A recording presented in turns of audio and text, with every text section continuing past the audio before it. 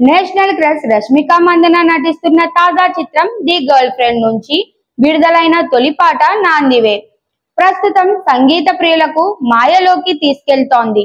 వరుస హిట్ చిత్రాలతో ఫామ్ లో ఉన్న రష్మిక ఈ చిత్రంతో మరోసారి తన నటన నైపుణ్యాన్ని నిరూపించేందుకు సిద్ధమవుతున్నారు.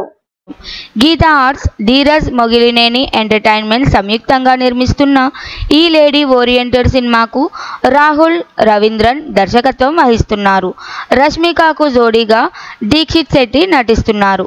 సినిమా టీజర్తోనే మంచి హైప్ ఏర్పడగా తాజాగా విడుదలైన నాదివే పాట ఆ అంచనాలను మరింత పెంచింది. ఈ పాటకు సంగీతం అందించిన హేషం అబ్దుల్ వహాబ్ మరోసారి తన మ్యూజిక్ టాలెంట్తో ఆకట్టుకున్నారు. ఆయన స్వయంగా పాడిన ఈ మెలోడీ ట్యూన్ వినసొంపుగా ఉండడమే కాక ప్రేమలోని భావోద్వేగాలను గాఢంగా వ్యక్తపరిచింది. రాకెందు మౌలి రచించిన లిరిక్స్ ఆత్మను తాకేలా ఉన్నాయి. రష్మిక, దీక్షిత్ శెట్టిల కెమిస్ట్రీ పాటలో చూపించిన భావోద్వేగాలు ప్రేక్షకులను విపరీతంగా ఆకట్టుకున్నాయి. ముఖ్యంగా రష్మిక ఎక్స్ప్రెషన్స్ ఫ్యాన్స్కి హైలైట్గా నిలుస్తున్నాయి.